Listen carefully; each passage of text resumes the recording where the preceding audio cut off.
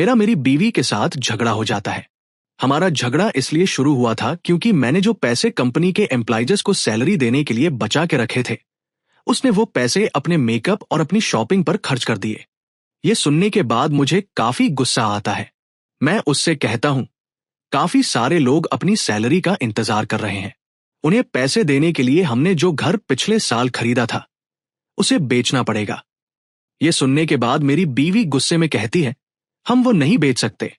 मैं उससे कहता हूं, वो घर मैंने अपने खुद के पैसों से खरीदा था, तो तुम मुझे मत बताओ कि मुझे क्या करना है। पर तभी मेरी बीवी मुझे बताती है, मैंने वो घर मेरे छोटे भाई को दे दिया। उसके बाद वो अपना पर्स उठाती है और गुस्से में मुझसे कहती है, तुम मेरे सामान को हाथ नहीं लगा सकते। मुझे काफी गुस्सा आता है और उससे वो पर्स मैं छीनने लगता हूं। मैं अपनी ताकत का इस्तेमाल करके उससे वो पर्स छीन लेता हूं और उस पर्स को चेक करने लगता हूं, क्योंकि उस घर के डॉक्यूमेंट्स उसके पर्स में थे। पर जैसे ही मैं पर्स चेक करता हूं, मुझे कुछ नहीं मिलता।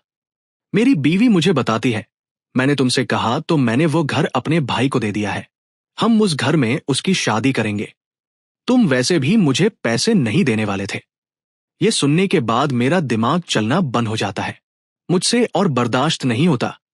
मैं उससे कहता हूं, मैं तुम्हें डिवोर्स दे रहा हूं। ये सुनते ही मेरी बीवी हैरान हो जाती है। वो कहती है, आखिर तुम क्या कह रहे हो?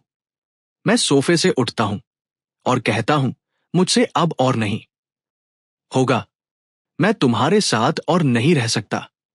मैं सच में तुम्हारे प्यार में अंधा हो चुका था। और ये कहकर मैं अपने घर से निकल जाता हूं। मैं रास्ते में चलते चलते काफी सोच विचार में था। मैं इतनी गहरी सोच में था कि मुझे पता भी नहीं चलता कि मैं कब रोड के बीच में आ चुका हूं। मैं रोड पर चल ही रहा होता हूं, तभी एक कार मुझे आकर ठोकर मार देती है। मेरा फोन उस टक्कर की वजह से मेरे हाथ से छूटकर हवा में उड़ने लगता है। मेरी आंखों के सामने अंधेरा छा जाता है। मुझे कुछ चीजें दिखाई देती है। एक आवाज मुझे सुनाई देती है। जब सब कुछ खत्म हो जाता है, तभी सब कुछ शुरू होता है। और जैसे ही ये आवाज बंद होती है, मुझे एक लाइट दिखाई देती है और अचानक से मेरी आंखें खुलती है। मैं तुरंत घबराया हुआ उठता हूं। मेरे मन में एक ही सवाल था, मैं जिंदा कैसे बच गया? मेरा ध्यान अपनी आसपास की चीजों पर जाता है। मैं एग्जाम रूम में बैठा हुआ था। मुझे याद आता है, ये एग्जाम तो मैंने कॉलेज लाइफ शुरू होने से पहले दिया था। मेरा ध्यान मेरे टीचर की तरफ जाता है। वो बिल्कुल वैसे ही थे जैसे वो हुआ करते थे। मैं अपने क्वेश्चन पेपर को देखता हूं, जिसमें डेट पड़ी होती है और ये कॉलेज एंट्रेंस एग्जाम होता है। मैं कसकर अपने पैर पर पंच करता हूं और मुझे दर्द महसूस हो रहा था। ये पहली बार था जब दर्द होने पर भी मुझे खुशी होती है। मैं काफी एक्साइटेड हो जाता हूं, क्योंकि इस मोमेंट पर मुझे पता चल चुका था, मैं टाइम में पीछे आ चुका हूं। अब मैं अपनी गलतियों को दोबारा नहीं दोहराऊंगा। मैं तुरंत घड़ी की तरफ देखता हूं। एग्जाम खत्म होने में 45 मिनट बचे थे, क्योंकि अब मैं समय में पीछे आ चुका हूं। इसीलिए मुझे टाइम का अच्छे से इस्तेमाल करना होगा। मैं तुरंत अपना पेपर लिखना शुरू कर देता हूं। यह एग्जाम इंग्लिश का होता है। मुझे इंग्लिश इतने अच्छे से तो नहीं आती। पिछली बार मेरे एग्जाम खराब जाने की वजह से मैं एक बेकार के कॉलेज में चला गया था। मैं वो गलती दोबारा नहीं दोहराऊंगा। मैं क्वेश्चन पेपर को अच्छे से देखने लगता हूं, क्योंकि मेरे पास मेरी पिछली जिंदगी की मेमोरीज है। इसीलिए मैं याद करने की कोशिश करने लगता हूं कि सही आंसर्स कौन से हैं। मैं अपने दिमाग पर काफी ज्यादा जोर डालता हूं और धीरे धीरे करके मुझे सारे आंसर सही याद आने लगते हैं। मैं हर एक आंसर को सही लिखना शुरू कर देता हूं। मैं अपने मन में सोचे जा रहा था। मुझे यकीन नहीं हो रहा कि मुझे सारे आंसर याद आ गए। शायद से भगवान ने मुझे एक और मौका दिया है। मैं तुरंत अपना एग्जाम लिखना शुरू कर देता हूं, बिना किसी देरी के। टीचर सारे लोगों पर ध्यान दे रहे होते हैं ताकि कोई चीटिंग ना कर सके। मेरा पेपर कुछ देर में हो जाता है। मैं अपने मन में सोच रहा होता हूं, इस बार मैंने पूरा पेपर सही करा है। अब मुझे उस बेकार के कॉलेज में नहीं जाना पड़ेगा। पूरा पेपर करने के बाद मैं बैठकर आराम करने लगता हूं। तभी एग्जाम की जो बेल होती है वह बज जाती है, यानी एग्जाम खत्म हो चुका है। मैं तुरंत एग्जाम रूम से बाहर आता हूं और हॉल में चलते हुए सोच रहा होता हूं, इस बार मुझे फ्यूचर में क्या बनना चाहिए। मैं जो कि पिछली जिंदगी में मेरी बीवी, मैं इस बार उसे अपनी जिंदगी खराब करने नहीं दूंगा। मेरा नाम है शयान और मैं टाई में पीछे आ चुका हूं। मेरे चेहरे पर एक अजीब सी मुस्कान होती है, मानो जैसे मैं बहुत ही ज्यादा खुश हूं। जब मैं स्कूल से निकलकर आगे जा रहा होता हूं, तभी पीछे से कोई मुझे आवाज देता है, अरे ओए शयान, मेरे लिए तो रुको। मैं तुरंत पलट कर देखता हूं और मैं देखता हूं मेरा एक पुराना दोस्त मेरी तरफ भागते हुए आ रहा होता है। वो कह रहा होता है, शयान, आखिर तुम इतनी जल्दी कहां जा रहे हो? तुमने मेरा इंतजार क्यों नहीं करा? मैं अपने उस दोस्त को देखकर खुश हो जाता हूं। अरे मेरे भाई, वे तुम कहाँ रह गए थे? वे मेरे पास आता है और मेरे कंधे पर हाथ रखता और कहता है, अरे यार, मैं बस तुझसे कुछ ही दिन नहीं मिला था और तू मुझे भूल गया क्या? एग्जाम ने तेरा दिमाग खराब कर दिया? मैं उससे मुस्कुराते हुए कहता हूं, अरे नहीं यार, सब ठीक गया, चलो चलते हैं। वे मेरा स्कूल टाइम का बेस्ट फ्रेंड है और जरा इसको अभी देखो तो ये कितना जवान लग रहा है। इस बेचारे को पता भी नहीं कि आगे चलकर इसका पेट बाहर आ जाएगा और इसकी किस्मत इसको कितना परेशान करने वाली है। वे शयान से पूछता है, तो तेरा टेस्ट कैसा गया? मैं उसे बताता हूं, वो काफी ज्यादा अच्छा गया। मुझे पूरा यकीन है कि मैं किसी टॉप कॉलेज में जा सकता हूं। ये सुनने के बाद मेरा दोस्त वे कहता है, क्या मजाक कर रहे हो यार तुम? और टॉप कॉलेज ठीक है, अगर तुम टॉप कॉलेज में चले गए तो मैं जिंदगी भर तुम्हारा गुलाम बन जाऊंगा। ये सुनने के बाद मैं कहता हूं, ठीक है, फिर तो तैयार हो जाओ मेरे गुलाम बनने के लिए। ये सुनने के बाद वे हैरान हो जाता है और वो कहता है, यार तुम तो काफी कॉन्फिडेंट लग रहे हो। उसके बाद वे मेरे पास भागते हुए आता है और मुझसे कहता है, चल आजा, दूसरे स्कूल के भी चक्कर लगा लेते हैं। मैं उससे कहता हूं, पर क्यों? वे कहता है, क्यों? उसे तेरा क्या मतलब है मैगियाओ को देखने? और क्या तुम हर टेस्ट देने के बाद उसे देखने नहीं जाते थे उसके स्कूल में? क्या तुम ये भी भूल चुके हो? मैगियाओ का नाम सुनकर मुझे थोड़ा सा गुस्सा आ जाता है और मैं कहता हूं, नहीं, मुझे उसे देखने नहीं जाना। और ये कहने के बाद मैं जल्दी जल्दी आगे जाने लगता हूं। वह पीछे से आते हुए कह रहा होता है, इतनी तेज भी मत भागो। वो मुझे रोक कर कहता है, यार मैं गया, वो तो तेरी 3 सालों की क्रश है। तुम हर सुबह उसके लिए ब्रेकफास्ट भी लेकर आते थे, वो भी 3 सालों तक लगातार। तो अचानक से तुम्हें क्या हो गया है? यह सुनने के बाद मैं वे से कहता हूं, नहीं, मुझे कुछ नहीं हुआ है। मैं बस अपने घर जाना चाहता हूं ताकि मैं अपने पेरेंट्स के साथ डिनर कर सकूं। ये सुनने के बाद वे कहता है, शयान, आज तुम काफी अजीब लग रहे हो। तुम्हें आखिर हुआ क्या है? मैं उससे कहता हूं, हाँ, मुझे भी लगता है कि मैं थोड़ा वियर्ड बन चुका हूं। तभी मुझे किसी और पर्सन की आवाज आती है। मैं तुरंत उधर पलटकर देखता हूं। तब मैं देखता हूं मेरी आंखों के सामने मेरी मॉम खड़ी होती है। वो मुझे अपने पास बुलाती है। मैं वे से कहता हूं, आज के लिए बहुत हो गया भाई, चल कल रात नेट कैफे में मिलता है, मैं अभी जा रहा हूं। ये कहकर मैं वहां से जाने लगता हूं। वे पीछे से कह रहा होता है, यार ये बातों को कितनी जल्दी बदलता है। मैं अपने पेरेंट्स के पास भागते हुए चला जाता हूं। मेरे मॉम डैड दोनों मुझे लेने के लिए आए होते हैं। मैं उनके साथ कार में बैठ जाता हूं। मेरी मॉम मुझसे टेस्ट के बारे में पूछती है। ये सुनने के बाद मेरे डैड, जो कि कार को ड्राइव कर रहे होते हैं, वो कहते हैं, हमने एग्री करा था कि हम मुझसे इस बारे में नहीं पूछेंगे, तुम उस पर प्रेशर मत डालो।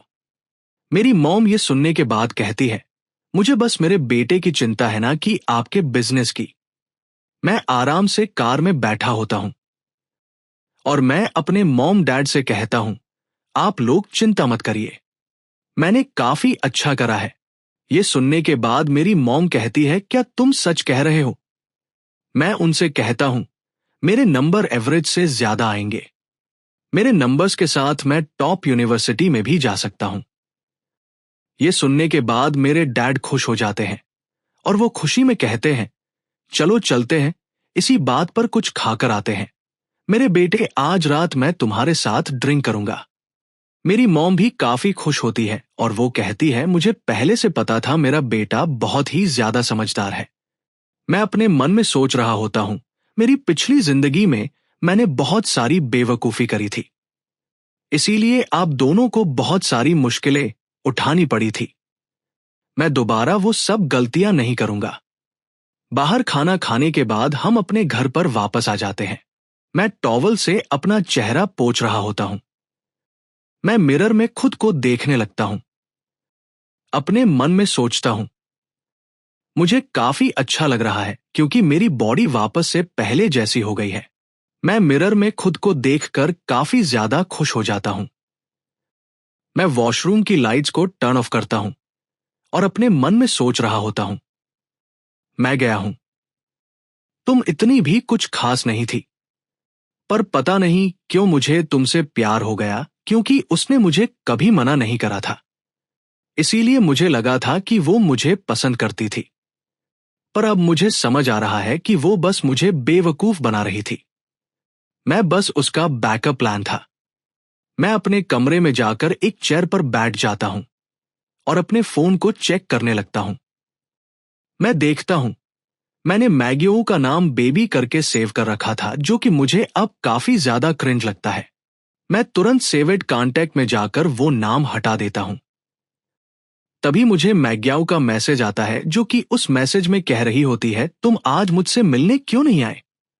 मैं अपने मन में सोचता हूं, फाइनली इस महारानी को रियलाइज हो गया कि मैंने इसका पीछा करना बंद कर दिया है। मैं मैग्याओ का जवाब देते हुए कहता हूं, मेरे पास टाइम नहीं था।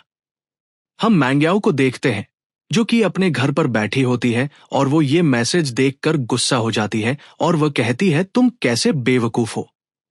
अगर तुम ऐसे ही मुझसे बात करने वाले हो तो मैं तुमसे बात करना बंद कर दूंगी।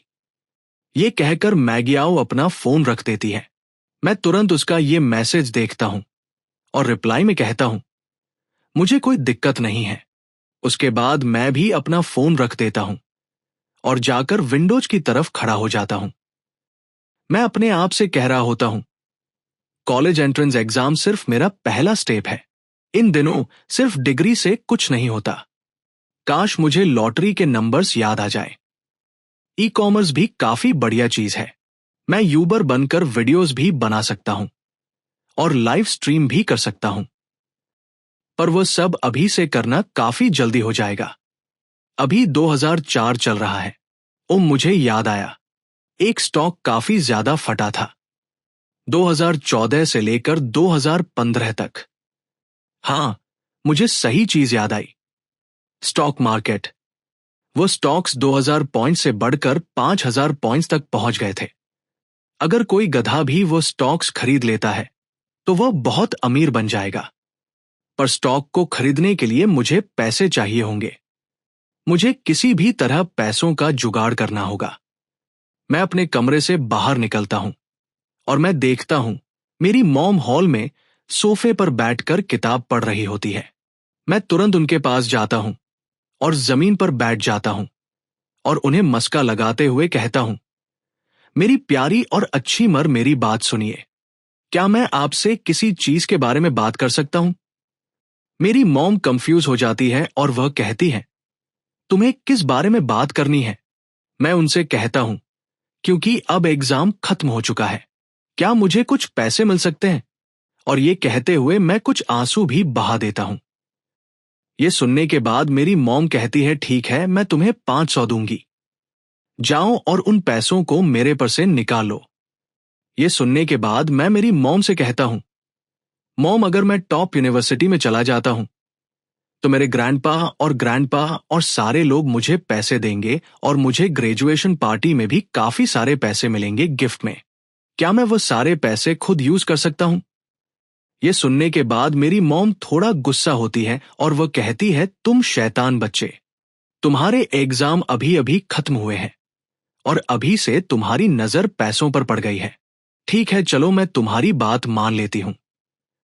अगर तुम टॉप यूनिवर्सिटी में जा पाए तो वह सारा पैसा तुम्हारा है।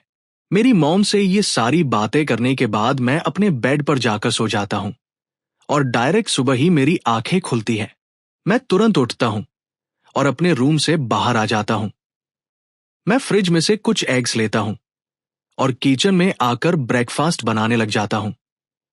मैं अपना ब्रेकफास्ट खुद से ही बना रहा था। ये करते हुए मुझे मेरी मॉम देख लेती है। वो मेरे डैड को बुलाते हुए कहती है, जरा यहां आइए, देखिए तो जरा हमारा बेटा क्या कर रहा है। मेरे डैड आते हैं और वो मुझे किचन में देखकर काफी हैरान होते हैं और वो कहते हैं, ये तो ब्रेकफास्ट बना रहा है। मैं अपने मन में कह रहा होता हूं, मैं शादी के बाद कभी भी किचन में नहीं आई थी। मैंने बहुत कोशिश करी थी उसे कुकिंग सिखाने की। वो बस मुझसे गुस्से में कहती थी, अगर तुम घर पे हो तो मुझे खाना बनाने की क्या जरूरत है?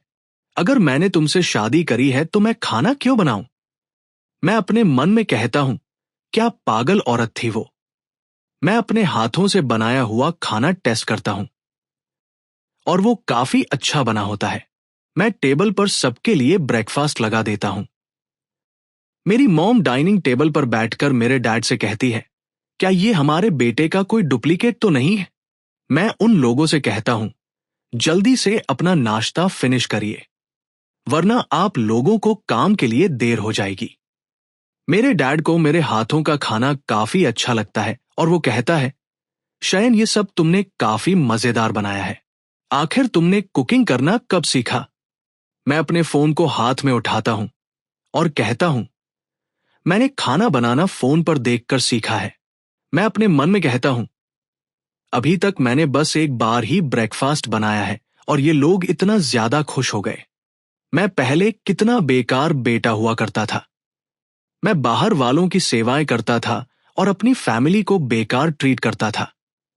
तभी मेरी मॉम मुझसे पूछती है, शयन छुट्टियों के लिए तुम्हारा क्या प्लान है? तभी सीन शिफ्ट होता है मैंगिया पर। वो अपना फोन उठाती है और शयन के साथ अपनी चैट्स देखती है। शयन ने अभी तक उसको कोई भी मैसेज नहीं किया होता। वो समझ नहीं पा रही थी कि आखिर शयन को हुआ क्या है। वो शयन को मैसेज करते हुए कहती है, आखिर चल क्या रहा है? क्या तुम आज भी मुझसे मिलने नहीं आने वाले हो? अगर तुम आज नहीं आए तो मैं कभी भी तुमसे बात नहीं करूंगी। मैगियाओ काफी ज्यादा गुस्सा होती है। सीन वापस से शयन के ऊपर शिफ्ट होता है। शयन अपना फोन चला रहा होता है और वह कहता है, मैं इस बार अपनी लाइफ को एंजॉय करूंगा। वो अपने दोस्तों से बात कर रहा होता है और उनसे कहता है, ठीक है, मैं तुमसे वहीं पर मिलूंगा जहां पर मैं तुमसे हमेशा मिलता हूं। सीन वापस से मैंगियाओ के ऊपर शिफ्ट होता है। वो घर पर लेटी टीवी देख रही होती है। फिर वो अपना फोन उठाती है और अपनी एक दोस्त को कॉल करती है और उसे बताती है, पता नहीं शयन के साथ क्या हुआ है। पहले वो मुझे हर दिन गुड नाइट और गुड मॉर्निंग के टेक्स्ट भेजा करता था, पर कल से तो उसने मेरा रिप्लाई भी नहीं किया है। वो मुझे नखरे दिखा रहा है। मंग्याओ की दोस्त कहती है, उसे इग्नोर करो और फिर वो भागता खुद तुम्हारे पास आ जाएगा। जब उसे पता चलेगा कि तुम्हें इग्नोर करके उसे कुछ नहीं मिलने वाला तो वो तुम्हें और ज्यादा स्पॉइल करेगा। मैग्याओ कहती है, इन ट्रिक्स का यूज करके वो मेरी अटेंशन लेना चाहता है। मैं कुछ ज्यादा ही स्मार्ट हूं उसके इस छोटे से गेम में फंसने के लिए। तभी सीन शिफ्ट होता है हमारे एमसी और उसके दोस्त वे के ऊपर। वे काफी हैरानी में कहता है, आखिर तुझे आज हुआ क्या है? तुम पार्ट टाइम जॉब स्टार्ट कर रहे हो। मैं उससे कहता हूं, तुम्हें क्या लगता है हम पढ़ाई क्यों करते हैं? वे जवाब में कहता है, हम पढ़ाई एक अच्छे कॉलेज में जाने के लिए करते हैं ताकि हम एक अच्छी यूनिवर्सिटी में जा सके। मैं वे से कहता हूं, तुम एक अच्छे कॉलेज क्यों जाना चाहते हो? वे कहता है, ताकि हमें एक अच्छी जॉब मिल सके। मैं उससे कहता हूं, तुम्हें जॉब क्यों करनी है? वे थोड़ा हैरान होता है और कहता है, ताकि हम पैसे कमा सके। मैं एक्साइटेड हो जाता हूं और उससे कहता हूं, अब तुम आए हो ना, काम की बात पे पैसा कमाना ही मैटर करता है। ये सुनने के बाद वे हैरान हो जाता है। मैं आगे चलते हुए उससे कह रहा होता हूं, अगर तुम अभी कोई पार्ट टाइम जॉब नहीं ढूंढ लेते तो जब कॉलेजेस की छुट्टियां चालू होंगी तब तुम्हें कोई भी जॉब नहीं मिलने वाली। मैं एक शॉप पर रुकता हूं और उनसे कहता हूं, प्लीज हमारे लिए 2 लेमन नेड्स लेकर आई है। वो शॉपकीपर कहती है, आपकी 2 ड्रिंक्स के हुए $16। ये सुनने के बाद मैं वे से कहता हूं, चल बे वे पैसे निकाल। आज मेरी ड्रिंक के पैसे तुम दोगे, जब मैं अमीर हो जाऊंगा तब मैं तुम्हें $30 की स्टार की कॉफी पिलाऊंगा। वे बेचारे को घंटा कुछ समझ नहीं आता। वो ड्रिंक्स के पैसे दे देता है। ये लोग आगे चलकर एक जगह पर बैठकर अपनी ड्रिंक्स पीने लगता है। अरे शयन, मैं तुझे कुछ बताना चाह रहा था। मेरे पेरेंट्स ने मुझसे कहा है कि अगर मैं टॉप कॉलेज में चला जाता हूं तो वो मुझे अच्छे खासे पैसे देंगे।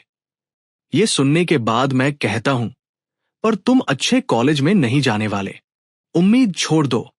वे कहता है, तुम्हें कैसे पता मैं टॉप कॉलेज में नहीं जाने वाला? मैं उससे कहता हूं, असल में मुझे कल रात सपना आया था कि बहुत मुश्किल से ही तुम सेकंड टियर पर पहुंचे हो, और मैंने अपने सपने में तुम्हारी बीवी को भी देखा, और ये भी देखा कि वो तुम पर चीट कर देती है। ये सुनने के बाद वे गुस्सा हो जाता है और वो कहता है, अबे तेरी तो तू क्या बात कर रहा है? तू अब अपने दोस्त को श्राप देगा। ये सुनने के बाद मैं हंसता हूं और कहता हूं, अरे ठीक है यार, कोई ना होता है, चलो उस जगह पर भी चलते हैं। मैं अपने हाथ को पॉइंट आउट करता हूं, एक मीट म्यूजिक पब की तरफ। वो कहता है, नहीं यार, मैं नहीं जाऊंगा, मैं बहुत ज्यादा थका हुआ हूं। मैं मुस्कुराते हुए उससे कहता हूं, ठीक है, अगर तुम्हें नहीं जाना तो तुम मत जाओ, मैं तो जा रहा हूं। उसके बाद मैं उस शॉप में आ जाता हूं। मैं उनसे पूछता हूं, हाय, क्या आप समर वर्कर्स को हायर कर रहे हैं? एक एम्प्लॉय टेबल को क्लीन करते हुए कहती है, हमारे बॉस अभी पीछे वाले रूम में है, आप थोड़ा इंतजार करिए। ये कहकर वो एम्प्लॉय बॉस को बुलाने चली जाती है। तभी मेरे पीछे से कोई बोलता है और कहता है, हे हैंडसम, जरा इधर देखो। मैं जब उधर पलटकर देखता हूं तो वो एक लड़की होती है जो कि काफी सुंदर दिख रही होती है। वो मुझसे कहती है, क्या तुम जॉब ढूंढ रहे हो? मैं उस लड़की से कहता हूं, हाँ, मैं इस समर के लिए जॉब ढूंढ रहा हूं। मैंने कुछ टाइम पहले अपने कॉलेज एंट्रेंस एग्जाम को फिनिश करा है, इसीलिए अब मैं फ्री हूं। वो लड़की सोफे पर बैठ जाती है और कहती है, क्या तुम्हारे पास कोई स्किल्स है? मैं उससे कहता हूं, हाँ, मेरी स्किल्स काफी ज्यादा है। ये सुनकर वो लड़की हंसती है और मुझसे कहती है, ठीक है, मैं अब तुमसे मजाक करना बंद करती हूं। तुम खड़े क्यों हो? तुम भी बैठ जाओ। मैं सोफे पर बैठ जाता हूं। वो लड़की कहती है, हमारी शिफ्ट 5 बजे से लेकर 11 बजे तक है, सैलरी 2800 से ज्यादा होगी, और अगर तुम कोई भी छुट्टी नहीं करते हो तो 150 एक्स्ट्रा मिलेंगे। ये ऑफर कैसा है? ये सुनने के बाद मैं अपने मन में सोचने लग जाता हूं, इस हिसाब से मुझे हर दिन 6 घंटे काम करना पड़ेगा। यह जॉब बाकी की जॉब से इजी है और सैलरी भी काफी ज्यादा है। मैं बिना देर करे उस लड़की से कहता हूं, मुझे कोई दिक्कत नहीं है, तो मैं काम कब से शुरू कर सकता हूं? वो लड़की मुझसे कहती है, तुम आज से ही काम स्टार्ट कर सकते हो। मैं ये सुनकर थोड़ा हैरान होता हूं और उस लड़की से कहता हूं, क्या मैं कल से नहीं शुरू कर सकता? असल में मुझे पहले अपनी फैमिली से बात करनी होगी। वो लड़की कहती है, ठीक है, कोई बात नहीं। मैं उस लड़की को अपना नाम बताता हूं और उससे कहता हूं, आपका नाम क्या है? Boss lady. वो कहती है, मेरा नाम पे यूवी है। मैं उस शॉप से निकलते हुए कहता हूं, तो मैं आपसे कल मिलता हूं। मिस यूवी जब हमारा एमसी यहां से जा रहा था तब वो लड़की यानी यूवी अपने मन में कह रही होती है, एक्चुअली हमारे पास लोगों की कमी नहीं है, पर इस जैसे लड़के का यहां होना काफी मजेदार होगा। मैं तुरंत अपने दोस्त वे के पास जाता हूं और उससे कहता हूं, मुझे नौकरी मिल गई, चलो अब यहां से चलते हैं। वे ये सुनने के बाद काफी हैरान होता है और वो कहता है, तूने क्या कहा? क्या जॉब पाना इतना इजी होता है? मैं उससे कहता हूं, और क्या तुमने मौका गवा दिया? जो वहां की ओनर है वो काफी ज्यादा हॉट है, वो काफी ज्यादा सुंदर है और उसकी आवाज काफी प्यारी है। उसके बाल बहुत लंबे हैं और वो खुद भी काफी लंबी है। ये सुनने के बाद भी कहता है, अरे यार, मुझे भी उससे मिलवाओ। ये सुनने के बाद मैं कहता हूं, हाँ, सपने मत देखो, खुद से जाओ अगर तुम्हें उसे देखना है तो। ये सुनने के बाद वे कहता है, अरे यार चलो भी ना। मैं वे से कहता हूं, हे वे तुम अमीर बनना चाहते हो? वे कहता है, ऑफ कोर्स यार। मैं वे से कहता हूं, तुम मुझे कुछ पैसे उधार दे दो। ऐसा तो मेरे दोस्त भी करते हैं मेरे साथ। खैर स्टोरी पर वापस आते हैं। मैं वे से कहता हूं, मैं तुम्हें अगले साल डबल पैसे वापस करूंगा। वह कहता है, तुम क्या करने वाले हो? मैं उससे कहता हूं, मुझे एक जगह के बारे में पता है, एक इंटरनेट कैफे जहां पर अगर तुम 500 डिपॉजिट करोगे तो तुम्हें 1000 का बोनस मिलेगा। वे ये सुनने के बाद कहता है, तुम उससे मजाक करना बंद करो। मैं वे को एक पेड़ की तरफ इशारा करते हुए कहता हूं, तुम्हें वो पत्ती दिख रही है जो सबसे ऊपर है, अगर तुमने उसे छू लिया तो तुम बॉस हो। वे और मैं तुरंत जाकर उस पत्ती को छूने के लिए जंप करने लगता है। मुझे काफी मजा आ रहा था ये करने में। तभी वे उस पत्ती को छू लेता है। हम बैठ जाते हैं। वे मुझसे कहता है, हे शयन तुमने वह देखा ना? मैंने उस पत्ती को टच कर लिया था। हम दोनों ही घास पर बैठकर हंसने लगते हैं। तभी मैं वे से कहता हूं, वे तुम काफी लकी हो क्योंकि मैं तुम्हारा दोस्त हूं इस लाइफ में। अगर मैं कभी अमीर बनता हूं तो तुम भी मेरे साथ होगे। ये सुनने के बाद वे कहता है, वो तो हमारा फ्यूचर ही बताएगा। सीन शिफ्ट होता है मेरे घर पर। मैं अपने मॉम एंड डैड के साथ बैठा होता हूं और उन्हें अपनी जॉब के बारे में बता देता हूं। ये सुनने के बाद मेरी मॉम कहती है, नहीं, तुमने अभी कॉलेज एग्जाम फिनिश करा है, तो तुम अभी से ही काम क्यों करना चाहते हो? तुम आराम से बस घर पर मजे करो। मैं मेरी मॉम से कहता हूं, मॉम, मुझे बस 2 महीनों के लिए काम करना है और उसके बाद जो पैसे मैं कमाऊंगा उससे मैं ट्रैवल करूंगा। ये सुनने के बाद मेरी मॉम कहती है, तुम कहां ट्रैवल करना चाहते हो और उसके लिए तुम्हें कितने पैसे चाहिए? वो पैसे मैं तुम्हें दूंगी। मैं अपना सर पकड़ लेता हूं। मॉम को बनाना कितना मुश्किल है। मैं अपने डैड को आवाज देता हूं ताकि वह इस मैटर के बीच आ सके। मेरे डैड मेरी बात इशारों से ही समझ जाते हैं। वो मॉम से कहते हैं, शयान अब बड़ा हो चुका है, काम करने से उसे एक्सपीरियंस मिलेगा, इसीलिए ज्यादा चिंता करना बंद करो। ये सुनने के बाद मॉम कहती है, तो अब तुम दोनों आपस में मिल गए हो। वो गुस्सा हो जाती है। मैं मॉम से कहता हूं, मॉम रिलैक्स हो जाइए। अगर डैड और आपकी फाइट होती है तो मैं आपकी साइड लूंगा। तभी सीन शिफ्ट होता है मंग्याओ के ऊपर जो कि सोच रही होती है, आखिर उसने मुझे अभी तक मैसेज क्यों नहीं करा? वो कर क्या रहा है? क्या वो मुझे पसंद नहीं करता?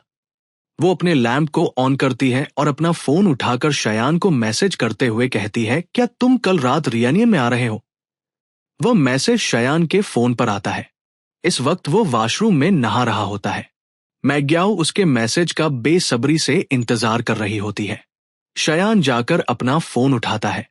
मैग्याओ अपने फोन को घरे जा रही होती है। शयान अपने टेबल पर आकर बैठता है और मैसेज में कहता है, इसके बारे में कल बात करता है। उसका रिप्लाई देखकर मैग्याओ उससे पूछती है, क्या तुम कल शाम को फ्री हो? शॉपिंग पे चलना चाहोगे? शयान कहता है, देखते हैं, और ये कहकर शयान सो जाता है। मैंग्याओ भी अपने बेड पर लेटी होती है पर वह काफी गुस्से में होती है। वह अपने बेड से उठ जाती है और कहती है, मुझे काफी गुस्सा आ रहा है।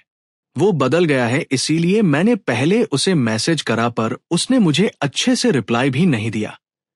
मंग्याओ ये सब अपनी दोस्त को बता रही होती है। उसकी दोस्त मैसेज में रिप्लाई देती है और कहती है, तुम होल्ड बैक क्यों नहीं कर पा रही हो? तुम बस उसे इग्नोर करो, वो बस नखरे दिखा रहा है।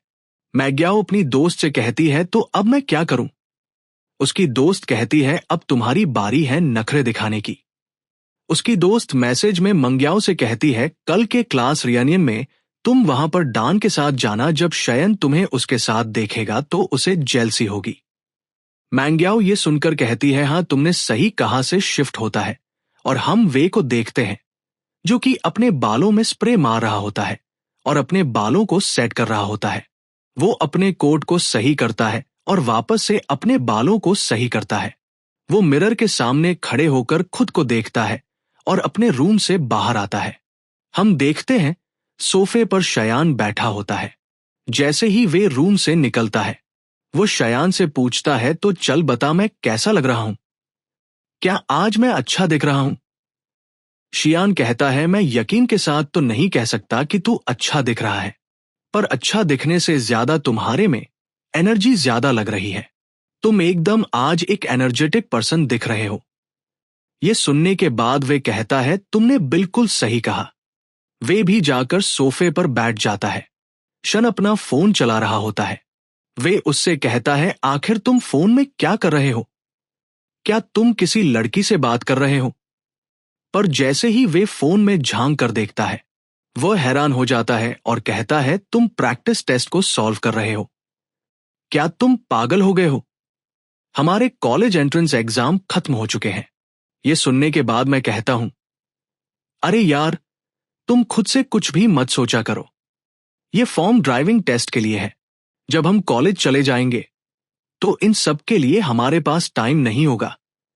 ये सुनने के बाद वे थोड़ा घबरा जाता है और वो कहता है, हे शयान, क्या मैग्याओ ने तुम्हें छोड़ दिया है और उसी वजह से तुम पागल हो गए हो?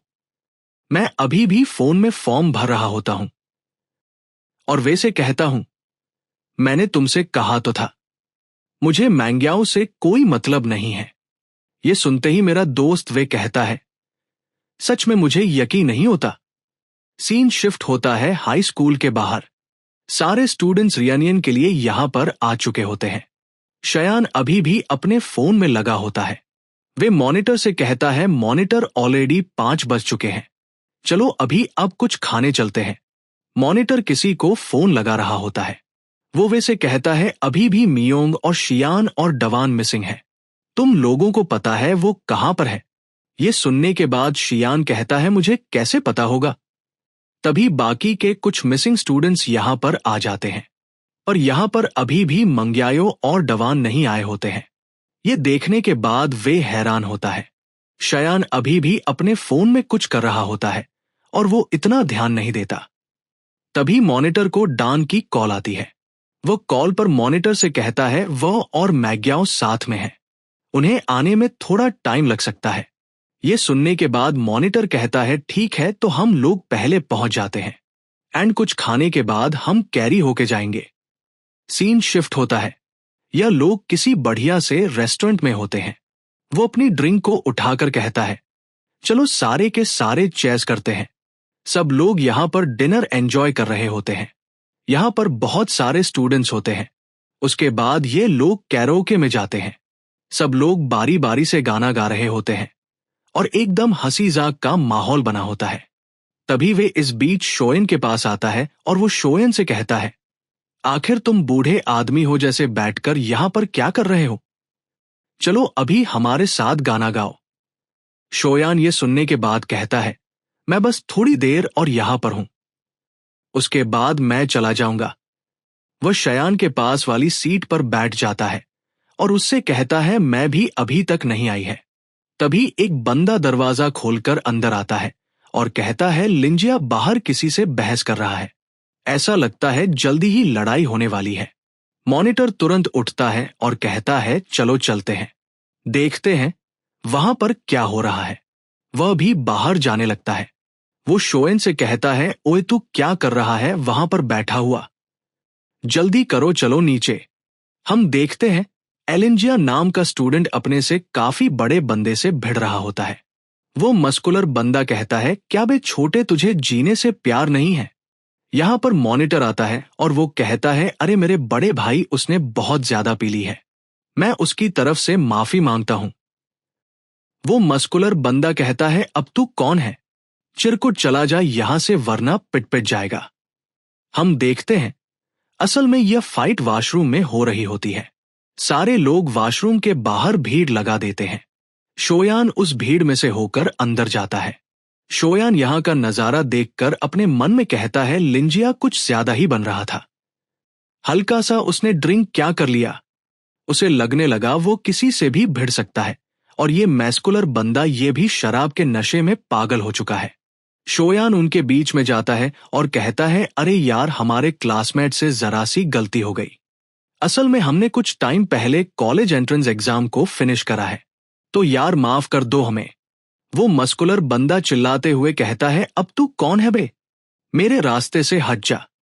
ये सुनने के बाद शोयान को भी गुस्सा आ जाता है और वो कहता है, यार तुम अच्छे से बात नहीं कर सकते हो क्या? तुम क्या ये बात भूल रहे हो कि हम अभी तक स्टूडेंट्स हैं? अगर तुम सच में सीन को बढ़ाना चाहते हो तो मैं तुम्हें नहीं रोकूंगा। तुम्हें क्या लगता है जब पुलिस आएगी तो वो किसकी साइड लेगी, तुम्हारी या फिर हम स्टूडेंट्स की? जरा सोचो इसके बारे में। ये सुनने के बाद उस मस्कुलर बंदे को गुस्सा तो आता है, पर वो इतना जान चुका था कि शोयन सही कह रहा है। शोयन दोबारा से कहता है, चलो अभी भाई, अब इस मामले को खत्म करते हैं। वो मस्कुलर बंदा कहता है, ठीक है जाओ, तुम लोगों को माफ करा। मैं वैसे भी आज अच्छे मूड में हूं। मुझे अपना टाइम खराब नहीं करना बच्चों के साथ बहस करके। शयन मुस्कुराते हुए कहता है, तुम्हारा शुक्रिया बड़े भाई, अपना ध्यान रखना। वो मस्कुलर बंदा वहां से चला जाता है। सब लोग वापस से कैरी ओके में आ जाते हैं गाना गाने के लिए।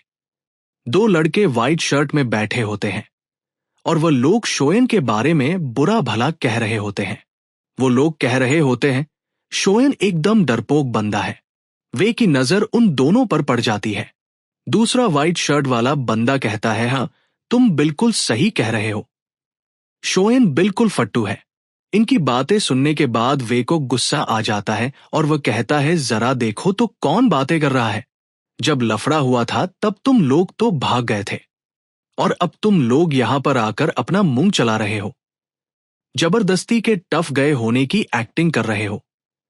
यह सुनने के बाद वह दोनों लड़के शर्मिंदा हो जाते हैं, पर श्वेन इन सारी चीजों पर ध्यान नहीं देता। वो श्वेन से कहता है, यार वो लोग तुम्हारे बारे में बकवास कर रहे थे। पता नहीं वो लोग तुम्हें फट्टू क्यों कह रहे थे। श्वेन कहता है, जब बातों से सब कुछ सॉल्व हो सकता है तो लड़ाई करने की क्या जरूरत है। उन्हें आगे चलकर समझ आ जाएगा कि लड़ाई करने से सब कुछ ठीक नहीं हो जाता। अभी ये सब बच्चे हैं। ये सुनने के बाद वे कहता है, यार आजकल तुम कुछ ज्यादा ही बड़ों वाली बातें नहीं कर रहे हो। श्वेन कहता है, अरे यार मैं बड़ा ही तो हूं, मैं तुम्हारा पापा हूं, भूल तो नहीं गए तुम। ये सुनने के बाद वे कहता है, अबे तू साले चुप रहा कर। श्वेन अपनी ड्रिंक को एंजॉय कर रहा होता है और वे भी, ये लोग बार बार ड्रिंक करे जा रहे होते हैं। श्वेन थोड़ी देर में कहता है, यार अब मैं इससे ज्यादा नहीं पी सकता, और ये कहकर वह सो जाता है। तभी वे उसे उठाते हुए कहता है, ओए शयन जल्दी उठ, मैनग्याओ आ चुकी है। ये सुनने के बाद शोयन धीरे से अपनी आंखें खोलता है। उसके सामने मैनग्याओ खड़ी होती है और वह कहती है, क्या तुम्हें लगा मैं और डवान डेट कर रहा है, इसीलिए तुमने इतनी ज्यादा पी ली? पर शोयन इसकी बातों पर ध्यान नहीं देता और वह कहता है, मुझे नींद आ रही है, मुझे सोने दो। ये सुनने के बाद सब हैरान हो जाते हैं। वह कहता है, शोयन उठ जा, तेरे सामने मैंग्याओ खड़ी है। शोयन जब दोबारा से अपनी आंखें खोलता है तो उसे छोटी वाली मैंगनग्याओ की जगह बड़ी वाली मैग्याओ दिख रही होती है, जो कि उसकी बीवी थी। शोयन अपने सर पर हाथ रखता है और कहता है, मैंने कुछ ज्यादा ही पी ली है, इसीलिए अब मैं घर जा रहा हूं।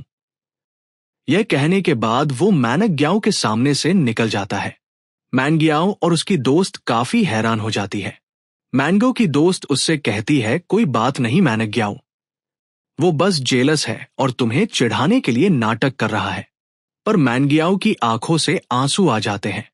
वो कहती है, शायद से तुम सही कह रही हो। हम शोयन को देखते हैं, जो कि एक नदी के पास खड़ा होता है। एक लड़की उसके पास में गिटार बजा रही होती है। शोयन अपनी सोच में डूबा होता है, पर तभी उसे उल्टी जैसा फील होने लगता है। वो पास में बैठी लड़की से कहता है, तुम्हारे पास टिश्यू होगा क्या? वो लड़की उसे टिश्यू दे देती है। श्वेन अपना मुंह साफ करता है और उस लड़की को शुक्रिया बोलता है। वो लड़की वापस से अपना गिटार बजाने लगती है। श्वेन नदी को देखने लगता है और वो लड़की जो गिटार बजा रही होती है वो उसे सुन रहा होता है। आखिर में वह भी सीढ़ियों पर बैठ जाता है। वो उस लड़की को कहता है, तुम स्ट्रिंग्स पर कुछ ज्यादा ही प्रेशर डाल रही हो और तुम्हारी टाइमिंग भी सही नहीं है, पर वो ट्यून काफी अच्छी है। वो लड़की शन को देखती है। शयन थोड़ा हैरान हो जाता है। तभी वह लड़की अपना गिटार श्वयन को देने लगती है। श्वन कहता है, आखिर तुम क्या कर रही हो? लग रहा है तुम्हें मेरी बातों का बुरा लग गया। क्या तुम देखना चाहते हो कि मैं क्या कर सकता हूं? शन उठता है और उससे वो गिटार ले लेता है और सीढ़ियों पर बैठकर उसे बजाना शुरू करता है। जैसे जैसे उसकी उंगलियां गिटार पर चल रही होती है, वो लड़की शोयन को हैरानी से देखती है। उसके चेहरे पर एक मुस्कुराहट आ जाती है, जैसे मानो उसे शोयन का गाना पसंद आ रहा हो। शोयन भी फुल इमोशंस के साथ गिटार को बजा रहा होता है। वो लड़की उसकी गिटार की स्किल्स को देखकर काफी हैरान हो जाती है। शोयन खड़ा होता है और कहता है, मैंने अभी तक खुद को इंट्रोड्यूस नहीं करा। मेरा नाम शोयन है। वो उस लड़की को उसका गिटार वापस देता है, पर वो लड़की शोयन से कुछ भी नहीं बोलती। तभी दूर से एक कार की आवाज आती है। वो मुझे अपना हाथ दिखाती है, जैसे मुझे बाय बोल रही हो। उसके बाद वह पलट कर चली जाती है। मैं भी उसे बाय बोलता हूं और अपने मन में सोचता हूं, ये लड़की कितनी प्यारी थी। पर उसने मुझसे कुछ बोला नहीं। शोयन को बुरा लगता है कि उस लड़की ने उसका जवाब नहीं दिया, पर वह देख नहीं पाता कि वह लड़की यहां से जाते वक्त स्माइल कर रही होती है। शोयन वापस से सोच में पड़ जाता है। तभी सीन शिफ्ट होता है। अगली सुबह वह अपने बेड पर सो रहा होता है। तभी उसके फोन पर मैंगो का मैसेज आता है। उस मैसेज की आवाज से उसकी आंखें खुलती है। वो अपने बेड से उठता है और अपना फोन उठाकर उन मैसेजेस को देखता है। उन मैसेजेस में मैंगो कह रही होती है, शोयन तुम्हें कोई गलतफहमी हुई है। मैं कल पूरा दिन अपनी दोस्त के साथ थी और मैं रास्ते में डांस से टकरा गई थी। मैंने सुना एक नया आर्केड खुला है। क्या तुम आज शाम मेरे साथ जाना चाहोगे वहां? शन दूध पीते थे उसके ये सारे मैसेजेस देख रहा होता है। शन उसके रिप्लाई में कहता है, तुम्हें ये सब मुझे एक्सप्लेन करने की जरूरत नहीं है और मैं आज शाम बिजी हूं और मैं काफी समय तक बिजी ही रहने वाला हूं। मैंगो अपने घर पर होती है। मैंगो अपने मन में सोचती है, क्या अब मैं इसे पसंद नहीं हूं? इसके बाद शोन का कोई भी जवाब नहीं आता। मैंगो की आंखों में आंसू आ जाते हैं। से शिफ्ट होता है शोयन की शॉप पर। वहां पर वह देखता है बॉस खुद से कुछ बॉक्सेस को उठा रही होती है। वो तुरंत भागते हुए उनके पास जाता है और उनसे कहता है, रुकिए, मैं आपकी मदद करता हूं। उसके बाद शोए इस काम में उनकी मदद कराता है। वह एक एक करके सारे बॉक्सेस को उनकी जगह पर रख देता है। बॉस से एक वेटर से कहती है, देखा शोएन हमारे कितने काम आ रहा है। वो शन के पास जाती है और कहती है, इसको ही टीम वर्क कहते हैं। इससे चीजें आसान हो जाती हैं। वो दोनों स्माइल करते हैं। पीछे से वेटर्स कह रही होती है, समर के बाद शोएन जॉब छोड़कर चला जाएगा। ये कितना बुरा होगा। शोएन की बॉस उसे कहती है, तुम किस कॉलेज में जाने का प्लान कर रहे हो? शोएन कहता है, मैं एशाई में जाने की कोशिश कर रहा हूं। ये सुनकर उसकी बॉस खुश होती है और उससे कहती है, उसके लिए तुम्हें टॉप स्कोर चाहिए। समझ में आया? अगर मेरी उम्र 10 साल कम होती तो मैं सच में तुम्हारे पीछे पागल होती। ये सुनने के बाद शन स्माइल करता है और कहता है, एक्चुअली मुझे बड़ी औरतें भी पसंद है, तो कोई दिक्कत की बात नहीं है। बॉस कहती है, बस भी करो शोयन, तुम भी ना। तभी हम उस लड़की को देखते हैं जिसने शोयन को अपना गिटार दिया था बजाने के लिए। वो शास से अपने घर पर होती है। उसके कानों में हेडफोन्स लगे होते हैं और वो म्यूजिक सुन रही होती है। तभी उस लड़की की माँ कहती है, चिंगचिंग, क्या तुमने डिसाइड कर लिया कि तुम कौन से म्यूजिक स्कूल जाना चाहती हो? उसकी मॉम उसके पास आकर बैठती है और कहती है, बीजिंग या फिर शंघाई। वो लड़की कहती है, मैंने अभी डिसाइड नहीं करा है। उसकी मॉम कहती है, अगर तुम बीजिंग जाती हो तो मैं तुमसे मिलने के लिए आती रहूंगी। वो लड़की कहती है, मॉम, कुछ दिनों में मेरा बर्थडे आने वाला है। उसकी मॉम कहती है, तुम्हें जो भी गिफ्ट चाहिए मैं तुम्हें वो सब खरीद दूंगी। पर पता नहीं क्यों ये लड़की गुस्से में होती है और वो कहती है, मॉम, मुझे कुछ भी नहीं चाहिए। मैं बस चाहती हूं कि आप मेरे साथ रहें। उसकी मॉम थोड़ा निराश होती है और कहती है, चिंचिंग, मॉम को बिजनेस ट्रिप के लिए जाना है और वो भी कल सुबह। वो लड़की कहती है, रहने दीजिए, मुझे अब आदत हो गई है। यह कहकर वह लड़की अपने रूम में चली जाती है और सोने की कोशिश करने लगती है। अगली सुबह वह उठती है और खिड़की से बाहर देखने लगती है, पर उसका ये पूरा घर अकेला होता है। वो तो इसे घर भी नहीं कह सकती। वो जब डाइनिंग टेबल पर जाती है तो उसे एक लेटर मिलता है जिसमें उसकी मॉम उसे सॉरी बोल रही होती है बिजनेस ट्रिप पर जाने के लिए। चिंचिंग उस कागज को फाड़ देती है और उसे कूड़े में फेंक देती है और अकेले बैठकर अपना नाश्ता करती है, और उसके बाद वो गिटार बजाने की प्रैक्टिस करती है। उसे ऐसा महसूस होने लगा था जैसे इस पूरी दुनिया में वो अकेली है। तभी यहाँ पर कोई अपनी कार से आता है और अंदर जाकर उस लिविंग रूम में उस लड़की को गिटार बजाते हुए देखता है। वह जो औरत यहाँ पर आई है वो कुछ भी नहीं बोलती और शांति से उस लड़की को देखती है। उसे थोड़ा उस लड़की के लिए बुरा लगता है। अगला दिन भी सेम होता है। घर में कोई भी मजा नहीं।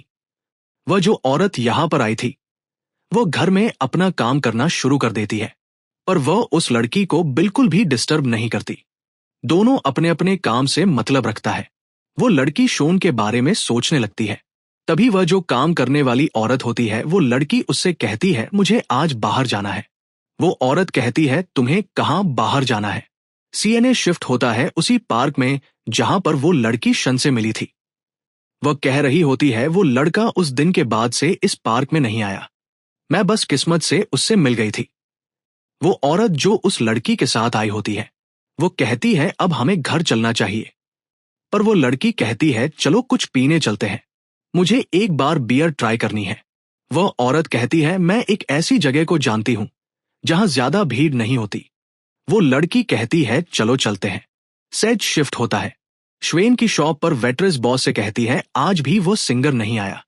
बॉस कहती है, अरे कोई दिक्कत की बात नहीं है, हमारे पास यहाँ हमारा एक छोटा सिंगर भी तो है। श्वेन कहता है, मेरी तरफ ऐसे मत देखो, मैं अभी भी एक बच्चा हूं। वो वेट्रेस कहती है, हाँ क्यों नहीं, बस कुछ 100 महीने पुराने बच्चे। तभी यहाँ पर वह गिटार वाली लड़की आती है। शोएन उसे देखते ही पहचान जाता है। शोएन को ऐसा कहते देख शोएन की बॉस उससे पूछती है, क्या तुम दोनों एक दूसरे को जानते हो? शोएन कहता है, हम एक दूसरे को जानते हैं, और नहीं भी, हम बस कुछ दिनों पहले ही मिले थे। ये कैसा इत्तेफाक है, हम दोबारा से मिल गए। शोएन और चिंगचिंग दोनों एक दूसरे को देखने के बाद काफी सरप्राइज होते हैं। जब वो सब एक टेबल पर बैठ जाते हैं तब शोएन उन्हें ड्रिंक्स लाकर देता है। बॉस शोएन से कहती है, क्या तुम हम आज कोई गिटार नहीं बजाने वाले? चिंगचिंग इस बात पर अपना सिर हिलाती है जैसे वो शन से कह रही हो कि गिटार बजाओ। शन कहता है, ठीक है, आज मैं गिटार बजाऊंगा, बस मुझे देखते जाइए। और मैंने सुना है कि आज रात कैश प्राइजेस भी हैं। बॉस कहती है, चिंता मत करो, तुम्हें प्राइज जरूर मिलेंगे।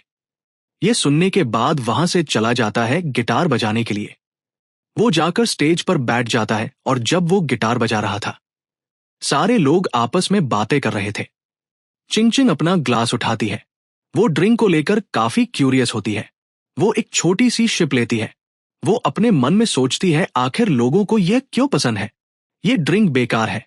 चिंगचिंग को ऐसा देखकर वहां की बॉस कहती है, क्या हुआ, तुम्हें पसंद नहीं आया? चिंगचिंग अपना सर हिलाती है। बॉस कहती है, इसी को तो ड्रिंक कहते हैं। सबको ये शुरू में बेकार लगती है पर फिर बाद में अच्छी लगने लगती है। शोइन मस्त अपना स्टेज पर गाना गा रहा होता है। चिंगचिंग के साथ जो औरत आई होती है वो शोइन को देखकर अपने मन में कहती है, आखिर यह इस गाने को इतने इमोशंस के साथ कैसे गा पा रहा है? ये तो अभी काफी छोटा है।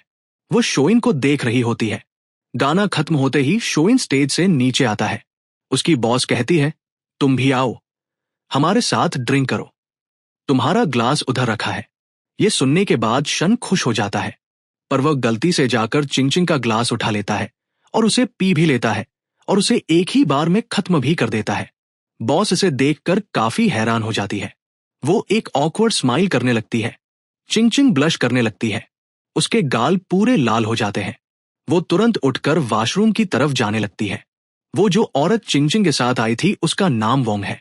वोंग शन को बताने ही जा रही होती है कि उसने अभी क्या करा है, पर वो सिचुएशन को देखकर रुक जाती है। बॉस शन से कहती है, तुम्हें क्या लगता है वो लड़की कैसी है? वो काफी सुंदर है ना? श्वेन कहता है, हाँ, वो काफी सुंदर है।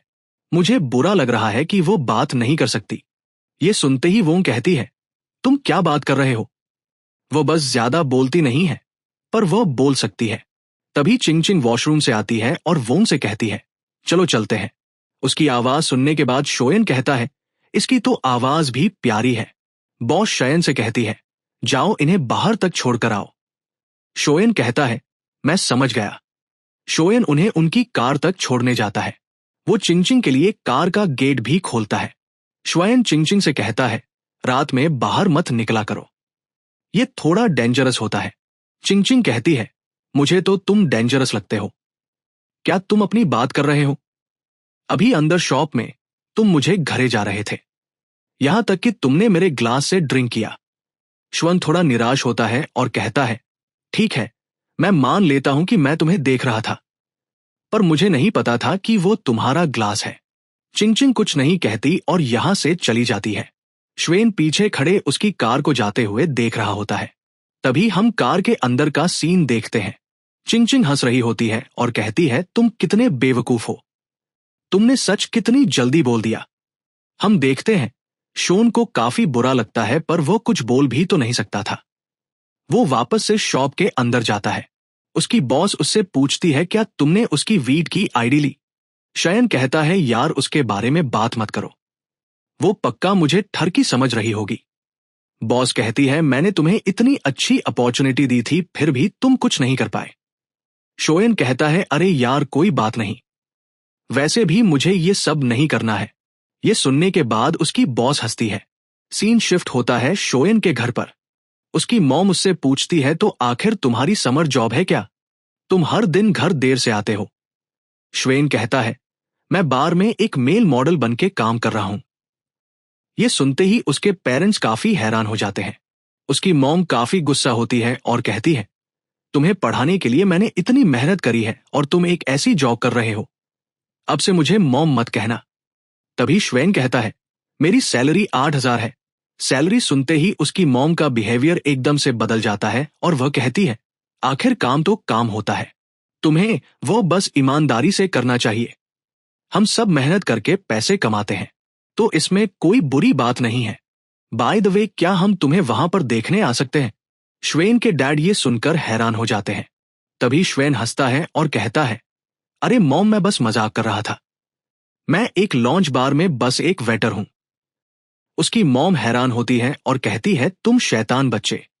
थोड़ी देर बाद श्वेन अपने रूम में आ जाता है और वो अपने रूम में आकर ड्राइविंग लाइसेंस के लिए रिसर्च करने लगता है।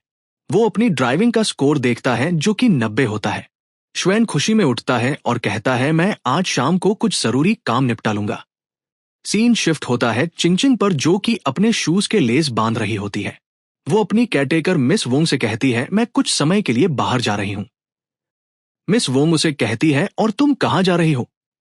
चिंगचिंग कहती है, पहले तो मैं जाकर अपने डैड से मिलूंगी और उसके बाद कुछ चीजें खरीदने जाऊंगी।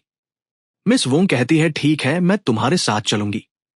क्या तुम्हारे डैड इस वीकेंड भी अपनी कंपनी में? चिंगचिंग कहती है, उन्हें वहीं होना चाहिए, वैसे भी वह घर से ज्यादा टाइम अपनी कंपनी में बिताता है। सीन शिफ्ट होता है चिंगचिंग के डैड के ऑफिस में और हम देखते हैं यहां पर चिंगचिंग आई होती है, पर उसके डैड ने उसे नोटिस भी नहीं करा होता। उसके डैड पीछे मुड़ते हैं और अपनी बेटी को देखते हैं। वो उससे कहते हैं, तुमने दरवाजे पर नॉक क्यों नहीं करा? पर तुम यहां पर क्या कर रही हो? तुम्हारी मां ने कहा कि तुम आर्ट स्कूल में स्टडी करना चाहती हो, पर मुझे लगता है कि तुम्हें अब्रॉड में स्टडी करना चाहिए।